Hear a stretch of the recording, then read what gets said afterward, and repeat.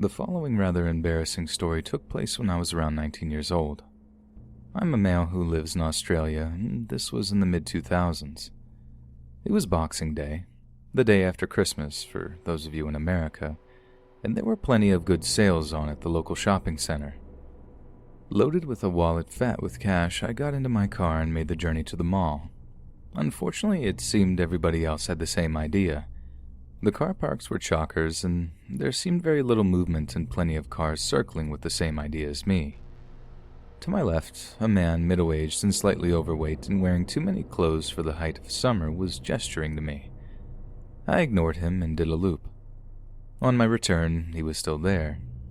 While I was stuck behind stopped cars ahead of me, he approached the passenger side window. He did not give me a good vibe. Shaved head, odd tattoos, an unkempt fake leather jacket, and gloves in the middle of summer. Afterwards, I could not for the life of me understand why I took the course of action I did. "Hey, mate," he said. "Merry Christmas. Reckon you could do me a favor and drive me to the Cash Converters?" Cash Converters was a combined pawn shop, quick loan outlet a couple of streets from the mall. Because I was full of Christmas spirit, or perhaps thinking I could take this gent if need be, or frustrated with trying to find a park and grateful for the interlude, I leaned over and opened the door. "Why not?" I said. He got in. We left the mall and he began to talk. "I just liquidated my business," he said. It had been apparently an electronic goods shop. I didn't believe it. His appearance and demeanor did not speak to a successful or even unsuccessful businessman. The hackles on my neck were raising, but I realized my first mistake had already been made. "I can sell you a cheap laptop," he said, "or DVD player. I've got to get rid of them. That's why I need to go to Cashy's. Stop by my business. It's close. I'll get you a cheap laptop." "Now, cheers though," I said, as nonchalantly as I could manage. I noticed that he had never put on his seatbelt. "Come on," he said. "It'll be brand new. Here's the place." It did not seem like the place. It just seemed like any old place. Grateful to stop, I pulled over adjacent to an Asian grocer. "My old stop is behind the grocer," he said. "I'll get you something nice." "Nah, man," I repeated. "And I think I'll leave you here." "What are you saying?" he said. "I'd like you to get out of the car, thanks." "You threatening me?" "No," I said, and realized I was still seatbelted in. He turned his whole body to face me. "I carry a knife for people like you try to threaten me." My mouth went dry. Thinking on the spot, I raised both hands as non-confrontationally as possible. "I'm not threatening you." Then he took a knife out of his jean pocket. It was a kitchen knife, nothing fancy, but big enough to chill me to the bone. "Well, how about you give me whatever cash you have in your wallet and I'll bring you back a laptop like I said." "You're robbing me?" I said, and my hands shook as I reached for the wallet. I had to push my hips to reach into my back pocket, and all I could think was that if he wanted to, now was the time he could stab me cleanly and take the car too if he wanted. "Not robbing you," he replied, and took the yellow $50 notes out of my pocket, pinching them as I held it open for him. "You'll have a Dell in 2 minutes." He put the knife back, opened the car door, and sauntered into the grocer. Calming myself, I locked the doors, reached for my mobile phone, and called 000, the emergency number here. I told the operator what had happened. The police station was one street over on the corner, so I assumed they would be on the scene quickly. "I'm going into the shop," I said, and I can't remember whether they approved of this plan or not. I walked into the grocer and asked if a guy had just walked through. They shook their heads and made as if though they spoke no English. I assumed he'd gone out the back. Long story short, the guy got away. The police attended in about 10 minutes, and once they had finished shaking their heads about how stupid I had been to accept a shifty-looking bloke for a ride, took my statement back at the station. That was more or less the end of it, and I'd lost several $100s for being a would-be good, if foolish, Samaritan. A few weeks later, the constable who took my statement called me. Some girls had been robbed by a fellow who matched the description that I'd given. He had sat down at a food court table with them in the same mall and told them that he had had a knife under the table and to hand over their money. The police said they'd call me back if they needed me to view footage or come in, but I never heard back a second time. The total failure of my instincts, which are usually quite good, bothered me for a long time afterwards, and I felt so bad about being such an easy mark I didn't tell anyone about it for a couple of weeks. Yet the thing that stayed with me was the odd psychological approach taken by this guy. He had tried to convince me that by robbing me, he was doing me a favor, and that he was acting in self-defense by pulling out a knife. I am not sure if that was for his benefit or mine, but either way, even when pumped with the Christmas spirit, I was very careful about who I helped from that point on.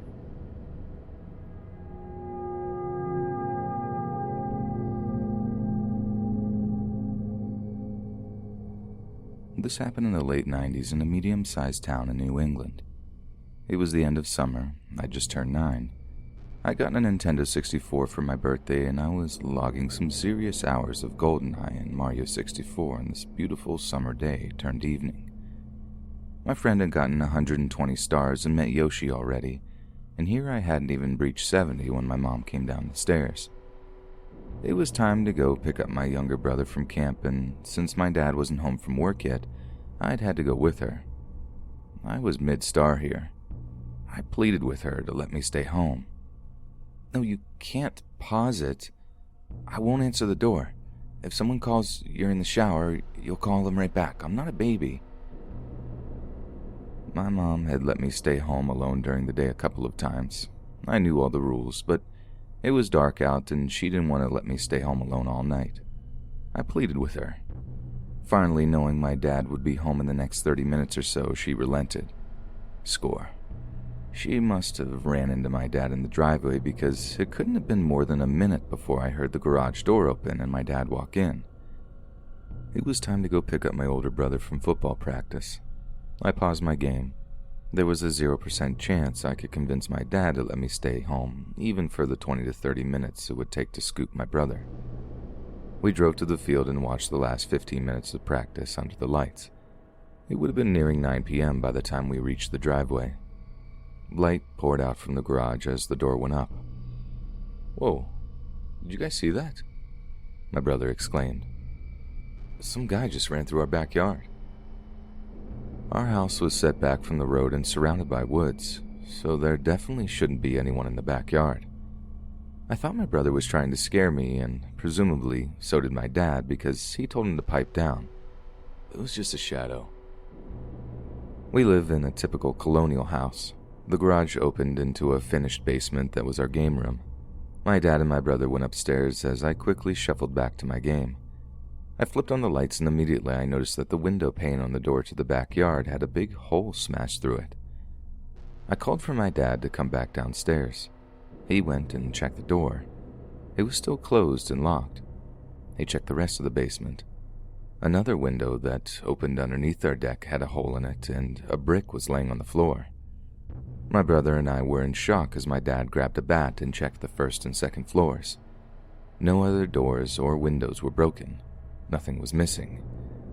My dad called the police and they showed up a couple of minutes later. They checked around outside. Then they led us out to the back patio and showed us what had happened. Someone had punched a hole through the door pane so that they could reach in and unlock the door. They hadn't anticipated that it was actually a key, only deadbolt, meaning you needed a key to open the door from the inside as well. These used to be commonplace, but are no longer allowed because of the risk of trapping you in a fire. Next, he tried to kick the door in. There were clear footprints all over the door, but it held strong. After that didn't work, he had taken the screen out of the door under the deck, thrown a brick through the glass, undone the latch, and opened the window an inch or two. We must have interrupted him when we pulled into the driveway. My brother had actually seen a man run into the woods in our backyard. 2 more minutes and he would have been in. The really scary part is that all of our doors going in and out of the house were key-only deadbolts. If he would have gotten in and gone upstairs, if we gotten home 5 minutes later, he would have essentially been trapped in the house. He would have had to get past us to leave. We would have inevitably come face to face with the intruder as we went upstairs. Worse yet, he might have hidden somewhere in the house and tried to sneak out later, or do God knows what. Imagine checking your closet as a 9-year-old and actually finding someone. My mom and younger brother got home just as the police were finishing up. She told the cop that in the early afternoon she had seen a guy that looked out of place walking down the street. He was a youngish white guy with long, sandy blonde hair and a scruffy beard. The cops gave each other a look. There had been a string of burglaries one town over. In the last one, a young girl had been home alone and caught him trying to break in. She came face to face with him through a window. She ran and hid in the closet while she called 911. The guy actually still broke into the house and left muddy footprints all over. He didn't take anything. They thought maybe he was looking for the girl because it looked like he had checked under the beds. They believe he had fled in a truck stolen from a neighboring house that was burglarized the same day. The girl had described him as a young white male with a beard and long sandy blonde hair tucked up in a ponytail. Sure enough, the police came back the next morning. They had found the stolen truck, abandoned and out of gas a couple of streets over. It had some stolen electronics in the back, and apparently it also had a bunch of women's clothing that must have been taken from the houses as well. They didn't say underwear, but I assumed that's what they meant. They took pictures and lifted fingerprints. The cop told us he had most likely been scoping out the neighborhood when my mom saw him. He chose our house because there were woods all around it. He had probably waited in the woods and watched the cars leave before trying to break in. That was when it all started to dawn on me that if my dad hadn't gotten home right when he did, or if he had let me stay home while he picked up my brother, I would have probably been home alone when the guy tried to break in. This guy who had already broken into one house when he knew a little girl was home. Needless to say, I didn't want to stay home alone for a little while after that. A couple of days later, I was playing outside with the neighborhood kids. We went to hang out in the fort we built in the woods that overlooked my backyard and found 20 cigarette butts inside. The guy must have hidden out in my fort and watched our house all afternoon and evening until we saw both cars leave. If I hadn't gotten that Nintendo 64 for my birthday a few days earlier, I would have almost definitely been playing in the woods that day. I also wouldn't have wanted to stay home alone though. So my Nintendo both saved my life and nearly got me killed.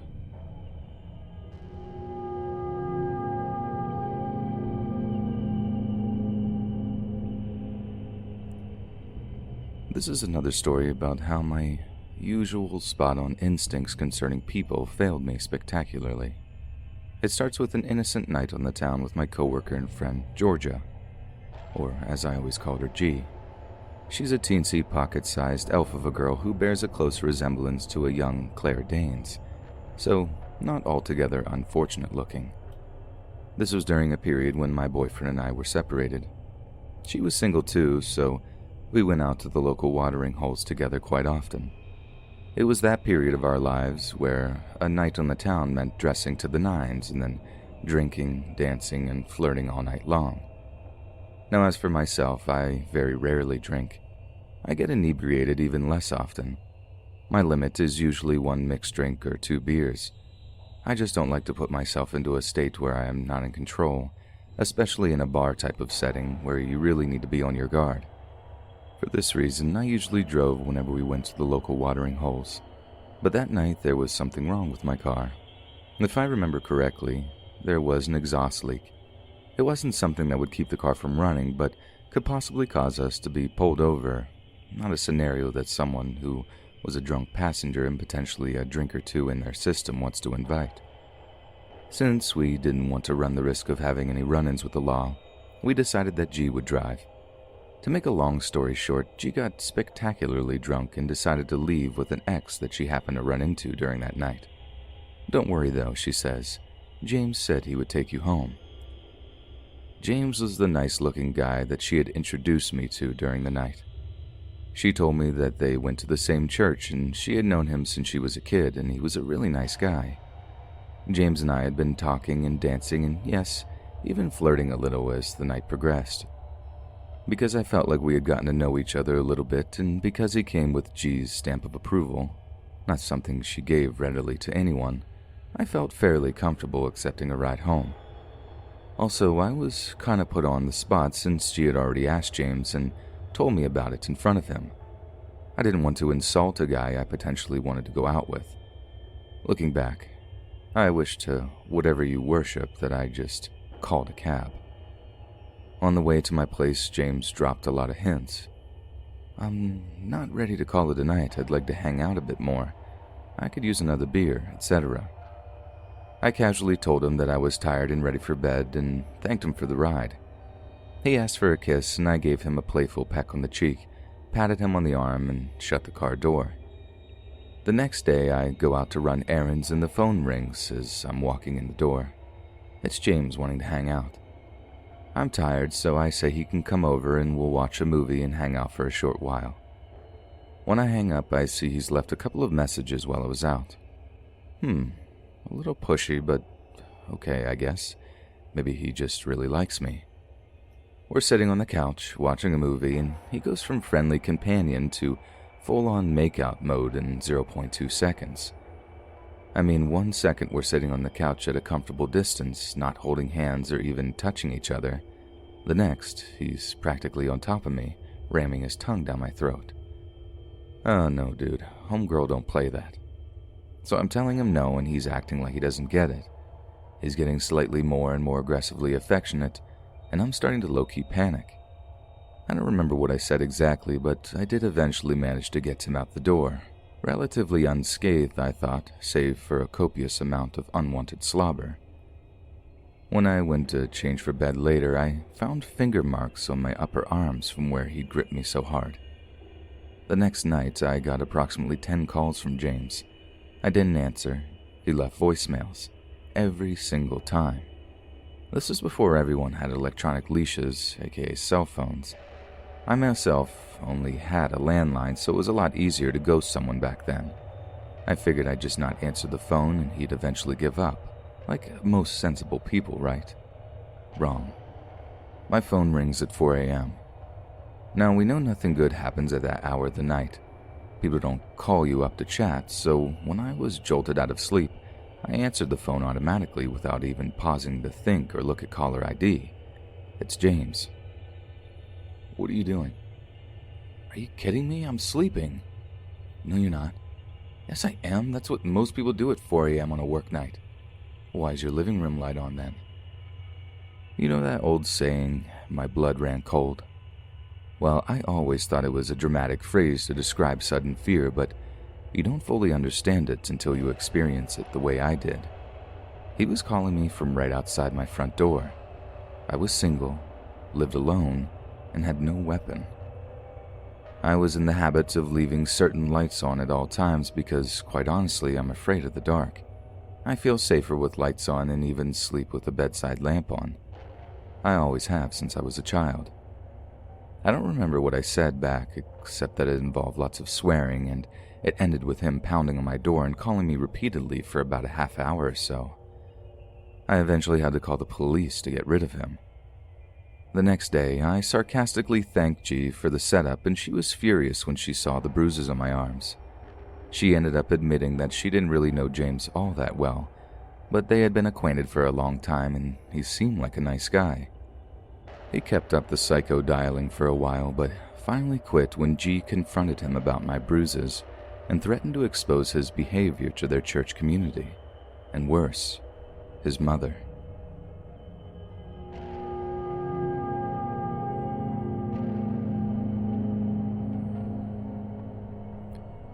I'd like to share a story about a once good friend turned horrible ex with you all. We met back in high school by chance. I was sitting in the library one early morning, doodling a little in a notebook when Tim came up to me. We shared a lot of common interests and I was deeply impressed by his drawing skills as he sketched a few draws for me. For the first few years, things were fine. We were great friends and got to know one another very well. He was the oldest of 3 children and the only boy in his family that was fairly religious. Not the say grace and Hail Mary religious, but definitely the say grace over the meal for 5 minutes in church every Sunday religious. I'm not really religious myself, but I wouldn't say I'm an atheist. I believe there is something greater than all of us, but I don't believe whatever it is demands we only talk to him in churches or over food. Now, Tim was a nice guy, and I did develop a crush on him, but I always felt whenever I made a move, he would back off and avoid it, so I never assumed it would ever evolve into anything more. Things, however, changed at the end of my junior year. At the time, my family's visa in the U.S. had been misfiled, and we were told we had 2 options: leave the U.S. for a year and reapply, or fight it and risk being deported. At the same time, my dad had been fired from his job for some BS reason, and my maternal grandmother was not doing well. This in turn affected my mom very badly because this was her last living parent, and she hadn't had the chance to help her father during his last few years. This left her with a lot of guilt and what-ifs and could-haves that plagued her endlessly. At the same time, I was entering my senior year, 3 credits short of graduation early, and my sister was in the 2nd year of college. There was also the fact that the United States was pretty much the only home I had ever known, so it was a question of when and not if. So my dad does the only thing he can think of. He asked some of his coworkers and family friends if they would take my sis and me in for a year so that I could finish high school at least. The family I ended up living for that year was absolutely wonderful. They had only a son who we were friends with, and they treated me like family from day one. The mom was Catholic, but she was one of the really great ones that wouldn't preach her faith into others or judge you by it. They had sort of adopted a lot of their son's friends who didn't have a nice home life, and when one of them came out as gay, she just smiled and said to him, "God doesn't make mistakes. You're exactly as you're supposed to be." I started to call them Mom and Dad version 2.0 really fast because I felt they deserved those titles too for everything they helped me with. They took me into their home and let me live with them absolutely free. All they asked was that I studied hard in school, did a few chores when they asked, and respected that there's no alcohol or anything illicit in their house. Easy. It was here, though, that Tim started to show a side that none of us liked. At first, it was just minor stuff. He would call almost daily to ask what I was doing and to hang out, and if I said I couldn't because of something, studying, wanting to spend time with other friends, then he would call my other parents to ask if it was true. I wasn't new to relationships, but because I was technically an illegal immigrant in the States at the time, I'd had so many things on my plate I didn't notice the signs. Things got even more stressful as my other father got prostate cancer and needed help getting to and from the hospital. I had to prioritize my school, other family, and then boyfriend and friend with other responsibilities. For whatever reason, Tim didn't like that. He started demanding I spend more time with him, that whenever I was free to go over to his house and spend the day.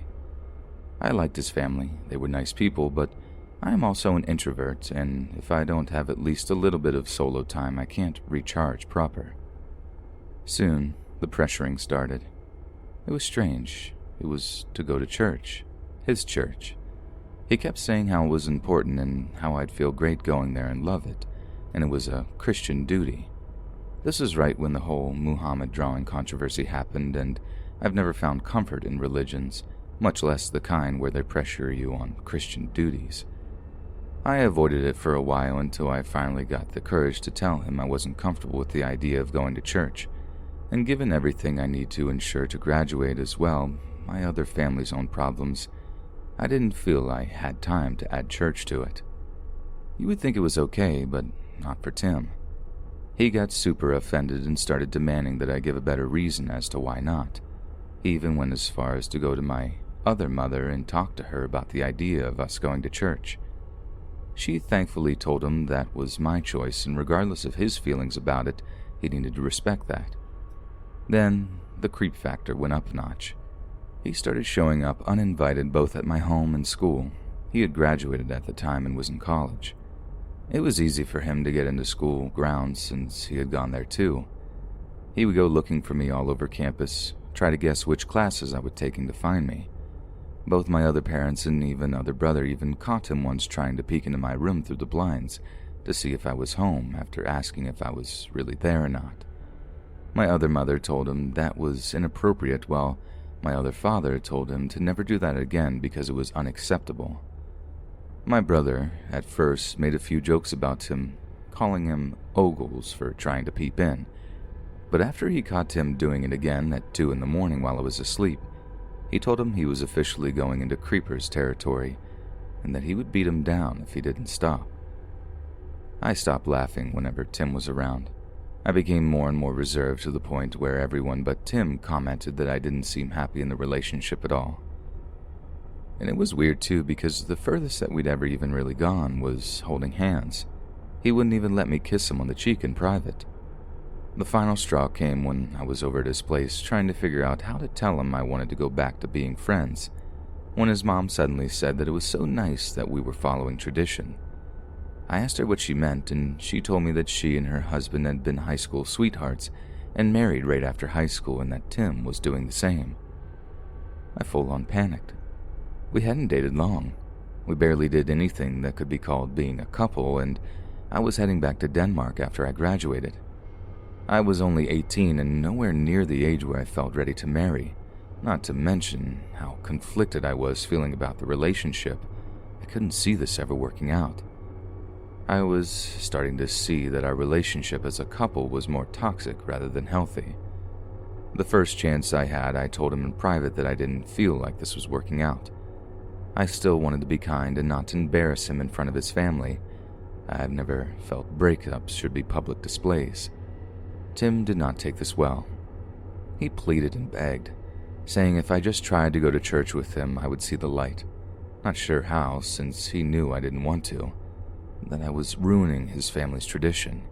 He tried to argue that if we married, I could stay in the States, but I didn't want to marry for a green card. In the end, we both parted in tears and with other things unresolved. A few weeks pass in silence as I focus on school and just recharging.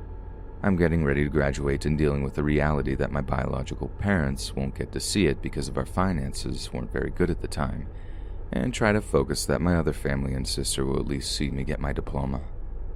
Then, joy upon joy, as my mom wrote to me to say she's going to visit for a week to see my graduation. I wanted both of them there, but was so thankful that at least one of them would be there. I happily told my friends about it, and we all started talking about who we'd be giving our graduation tickets to. I can't remember how many we had, but I remember I had a few left over after inviting my mom, other parents, and 2 brothers, and one of my friends asked if Tim was coming. I wasn't sure if I wanted him there after what had happened, but at the same time, I had been to his back when we were friends. And like an idiot, I reached out and asked him if he wanted to come as a friend. Tim became irate, ranting how I was being selfish.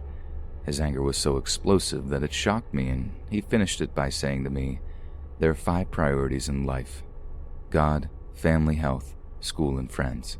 In that order, but you don't seem to get that. Your order is family, friends, school, health, and then God.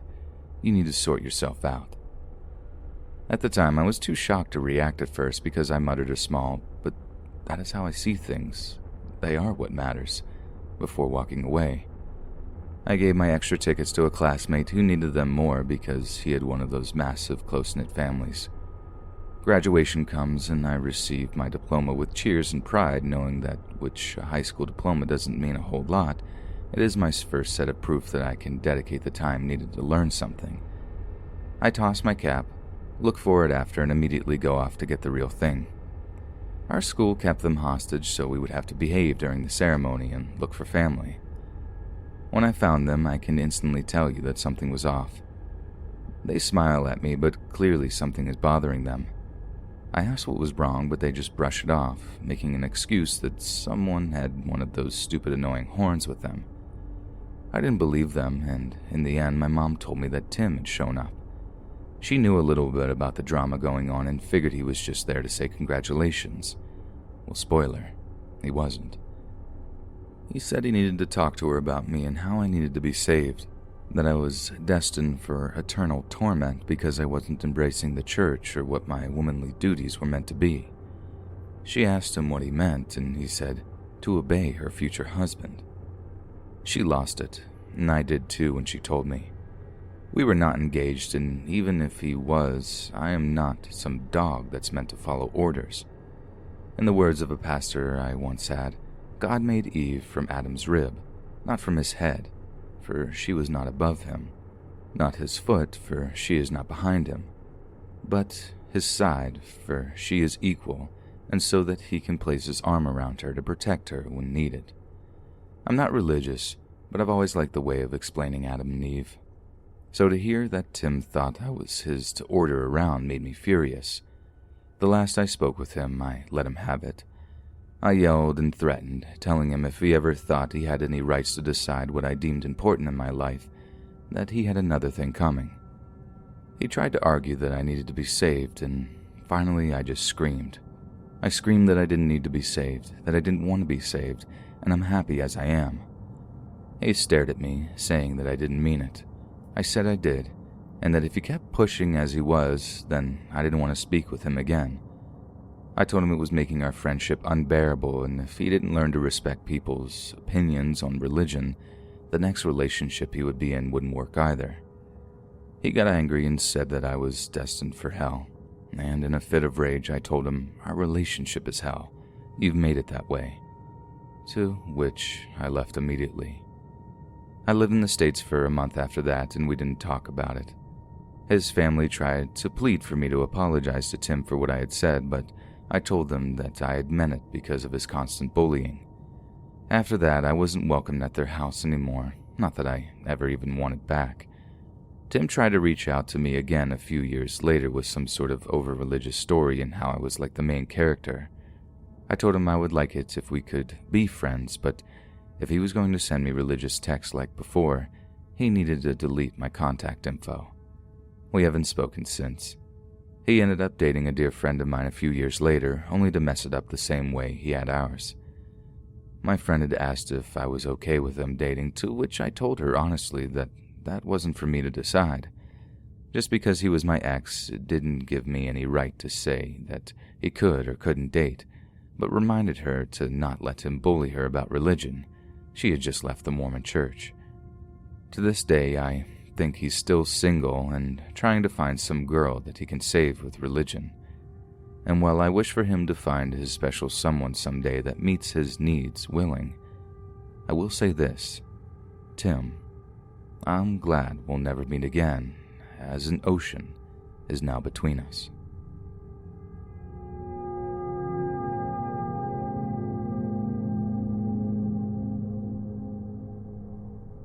So I was walking through the town center with my husband. We were just talking about what bills needed paying, etc. I looked over from me, and straight in front of me was a man. This is no ordinary man. This is a man whose face is etched into my brain, in my memory, a memory I locked away many, many years ago. When I was around 8, my aunt, who had a few learning disabilities, lived on her own. She was not very clean, lived in a one-bedroom flat with around 5 cats. It stunk, it was dirty, but I used to go by to help her tidy up and look after the cats. There was a man who lived in the upstairs flat, we'll call him C. C also had cats, and his cats had kittens. C had befriended my aunt and used to come talk to her.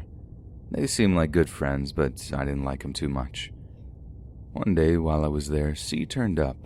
He had been up feeding kittens for most of the night as the mum cat was rejecting them. He said he was tired, and if he fell asleep, to wake him in 2 hours to feed the kittens. 2 hours went by, and my aunt said we need to wake up C so he can feed them. My aunt tried to wake him, shaking. All he did was grumble and tell us to get away from him while he was sleeping. My aunt started to laugh, thinking he was joking, and started pulling at his foot. She hit down on his foot and shouted, "See, you need to get up and go feed your kittens." All of a sudden, he jumps up, no emotion on his face, looked straight towards me, and started to march his way across the room. I tried to run for the door, but he managed to catch me around my neck. His hands went tighter and tighter. I wanted to scream and cry. I wanted my mum. I thought I was going to die as he raised me off the floor with his hand still around my neck, slowly creeping up the wall. I was 8, around 56 pounds, so was not big at all and very petite. I could feel the life being drained from me. All of a sudden, I felt my body sliding quickly down the wall. I felt a very sharp pain at the top of my legs where it meets your bum and realized that he had slammed me down on a radiator that was on the wall. And with that, he let go, straightened himself out and said, "I'm going to feed the kittens," and left. I was crying so hard, I just wanted my mother. My aunt just stood there with her mouth open. She didn't try to help, but just stood there screaming while he did it. Funny thing is that I knew she was screaming, but in that few minutes that it took to happen, it was like silence for me, pure silence. All I remember is just looking C in the eyes, thinking I'm never going to see my mom or brother and sisters again. My aunt rang my mom. She got a taxi straight to her house. My stepdad came and went to find C. He had disappeared. No one knew where he was. For 2 weeks, my stepdad waited outside the flats, but he didn't come back. Some cat protective people came and got the cats and kittens and took them away. The police showed up as my mom was ringing them, and a neighbor had heard the commotion and rang them as well. They took statements and took us home. I also had to have photos taken of my injuries around my neck and just under my bum, where I had a big gash from the side of the radiator. I had to have it dressed by a nurse for a while, but it was okay and fortunately just left a scar. She went to court, and luckily I didn't have to attend because of my age. All he got was 1 year conditional discharge. I was told this means if he did anything within a year, he would have this charge too, put onto whatever the charge was. That was not justice. It was a joke. I was scared to leave my home. Didn't want to play out with friends. My aunt went on not to talk with family and actually marry that man. It only lasted about 6 months. I wanted so much to wreck the wedding. I hated him, I hated her, I hated them. I hated them to the point I cried. Why should they be happy when they stole my light? My light was now dark. It divided a lot of the family. It took a long time for nightmares to stop and the anxiety he was going to come finish what he started. I put it away in a box, never wanting to open it again. And there he was, stood right in front of me, right there. I wanted to go slap, beat him, but also wanted my husband to just hug me tight and tell me I was okay. As I look back, he looked at me, but I don't even think he knew who I was. But I certainly knew who he was. As quick as I saw him, he was gone.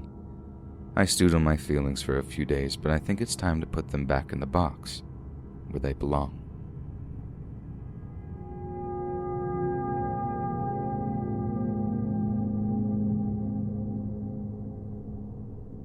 This was a few years ago.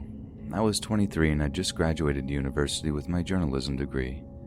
I graduated a semester later than my friends and as a result was still slinging beers at a restaurant while most others had bagged internships or were working their 9-to-5s. I was frankly feeling a little lost and desperate to be doing something for my career. Enter my series of poor life choices. I was working a day shift at the restaurant, so bartending and serving all the lounge tables. It was a really quiet afternoon and this stout old man, probably between 70 and 80 years old, was brought up to my section with 2 menus. I took his drink order and he told me he had a friend coming soon, so he would wait to get food. After a half hour, no one shows. I started to feel bad for him and I still had my managerial access even though I was bartending, so I offered him an appetizer on the house while he waited, but he looked dejected and refused. At this point, he was the only customer, so I sat with him to keep him company. He told me about how his friend was a photographer and she had offered to take his photo as reference for him to draw a self-portrait from. He said that his neighbor always calls him the Thinker, and she had painted his deck for him, so he wanted to give her the drawing of himself in the pose as a gift. But he sighed and said he didn't think his photographer friend would be joining him after all. He got this sad look on his face and said, "It's hard to find people to help with this. Once you get to my age, all your friends are dead." Immediately, I jumped up and said, I'm actually a photographer. I just graduated with a degree majoring in photojournalism. I can take your photo. Do you have a camera? We can take it right now." He said he wanted the photo to be realistic, though, with a background of trees, so he refused. And here's where I get stupid. I tell him that we can meet the next day. It's my day off. We can go to a nearby park and I'll bring a professional camera. In my head, I'm thinking that this is great. I have a reason to use my expertise to help someone instead of hate-watching the Kardashians all day while everyone else is at an office. We agree to meet at a cafe by the park first to have a coffee and talk, then we go take the photos. I went home ecstatic, thinking I did a good deed and I made a new old man friend who can share his wisdom or whatever. We met at the cafe and talked for a while. He kept insisting that he would pay me $300, but I told him I just wanted to help him. He was getting increasingly sheepish, though, and saying he didn't want to get embarrassed. Alarm bells were ringing in my head, but I couldn't figure out why. He was acting really strange and fidgety, but I chalked it up to him not liking being photographed. As we were finishing the coffee, he admitted that the neighbor didn't really paint his deck, but she actually gave him a topless photo of herself, which was why he wanted to give her the portrait. He had a weird look in his eye, and I was immediately uncomfortable and put off by his demeanor and the sudden story change. At this point, I just wanted this whole thing over with, so I said something stupid like, "Oh wow, well that's nice. Anyway, let's get going." I had walked to the cafe since it and the park are only about 2 kilometers away from my house, but he said he couldn't walk to the park, so we can take his car. So, I got into his car? I know. When we're inside, he takes out a photo album and says, "The topless picture she gave me is in here. Do you want to see it?" So I said nope, not at all, and I proceeded to not get out of his car. I truly cannot explain myself. He starts driving, and we're looping through this giant park. I keep pointing out places where he can perch to do the thinker pose, but he says it's not secluded enough, says he doesn't want to be embarrassed. At this point, I finally realized what a ridiculously insane situation I put myself in. I'm a young, defenseless woman in a car with a man I don't know who is looking for secluded places in the woods. Great. I wondered what photo of me they'd use in my obituary. I finally convinced him to pull over next to a bench. I had my body half out the door before he said, "Wait, how should we do this?" I gave him a confused look and asked what he meant. "Well, should I take my clothes off in the car or out on the bench?" If I was a cartoon, my jaw would have been on the floor. I kept the door open and my foot outside and asked what he meant, and he said, "Well, I told you I wanted it to be realistic. In the sculpture, the thinker is naked. I thought you understood." Sir, please. At no point was that a discussion, and I have already basically invited myself to be ended here. I say as much in nicer terms since I still don't want that to come to fruition. So he tried this sad act and said that this is why he didn't want to be embarrassed. He offered to pay me $500. I say a series of no, nope, and never, but I'm still trying to get out of here alive, so I tell him that if he stays fully clothed, I will take a photo of him on the bench in the pose and email it to him. He can imagine the rest. He put the sad act on again, but agreed. As I'm leaving, he insists on giving me a $100 bill for my trouble, even though I continue to say no.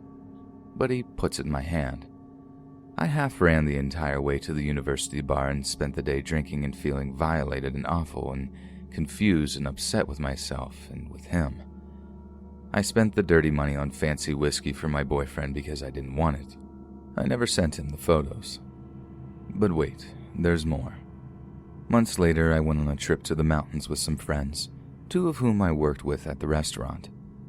I had moved SD cards around and put an old one in my point-and-shoot camera, honestly forgetting about those photos because I never even looked at them. One of my coworkers was scrolling through the photos we'd taken while we were eating, and she scrolled all the way to the beginning and said, "I recognize that man."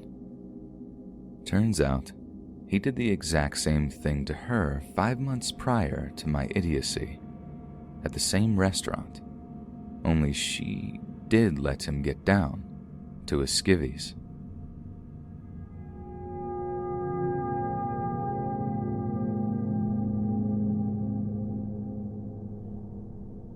A week and a half ago, my friend Mary and I were chilling at my apartment around 11 p.m., not doing much, and so we decided to go play pool at a local, smaller-than-average bar about 5 miles at most from my place. I'd been there before, and it was never really busy most nights, and it was more my type of bar because the setting was much more intimate and you could actually have a conversation with the person next to you. We met this one bald guy who was playing pool when we got there, and we asked if we could join him. He seemed like good company, and we were having fun playing pool. I want to note this guy was not at all creepy. He seemed like a pal. Fast forward to a cigarette break outside. An average-looking guy approaches the three of us and starts striking up a convo with me. Honestly, I had quite a bit to drink, so I really don't remember much, but my friend Mary said that he seemed into me. He seemed harmless, so I gave him my Facebook info. Why not? Long story short, we exchanged texts over a period of like 5 days. I learned that he had previously worked as a vet tech. That's what I do currently. He asked me out. I was a little skeptical because I had just gotten out of something not too long ago, but I've never really had the chance yet to date someone who loves animals as much as me, so I thought it might be cool to see how things sort of align. On Saturday evening, he picked me up to take me out for some food. We had an okay time, but I wasn't super feeling his energy. I got this weird gut feeling, and my mama always told me to follow my gut. My gut has never been wrong, and I'm so glad I listened to it this time. This guy is 32, and I'm 23. I've dated a few older men. I don't go looking for older guys, but it just panned out that way, and he just gave me this predatory vibe the whole time. I can't really explain it, but it's similar to how someone would look at a meal after not eating for a long time, and it gave me chills. I bailed early that night so I could work the next day at 9 a.m. He sent me about 20 messages overnight up until about 4 in the morning via Facebook that evening about how he was so happy to meet me, yada yada. 20 messages. It freaked me out, so I blocked him. I thought that was the end of it, but no. Fast forward to last night, I was just minding my business, playing some Mass Effect Andromeda, romancing some blue alien chicks, hanging out with my dog. I just so happened to walk out of my room. I wanted to note that it was extremely hard to hear people knocking on my door when I'm in my room with the door closed. It's all the way across my apartment, so I walked out and heard knocking. I was expecting no one, as I was planning on lounging under a rock my entire day off, but I peeked through the hole in the door and guess who was knocking? I have no idea when he got there. I sprinted into my room, adrenaline pumping and pantless, trying not to have a panic attack. I didn't know this guy. Why was he at my door? Bad news too was I had broken my phone recently and my roommate had moved out the same weekend to move in with her boyfriend, so I legit thought I'm gonna die here tonight, covered in Cheeto dust with hairy legs. This is about 9 p.m. at night. I called my friend Mary, the girl who had been in the bar with me, who booked it over to my apartment from her place, which was about 15 miles from mine. He had been knocking on my door for about 45 minutes when she showed up. She filmed him so we have his face on camera, and eventually she convinced him to leave, mainly because she threatened to call the cops. Once she got to my door, I opened it and found a bag of kiwis, which was kind of random, and a small bouquet of flowers hung on my doorknob. Oh, and he also tried to give my friend some dank, if you know what I mean, in exchange for talking to me. What the heck? I mean, you really can't barter when it comes to me, a living, breathing human. Hey friends, thanks for listening. Be sure to subscribe and click that notification bell to be alerted of all future narrations.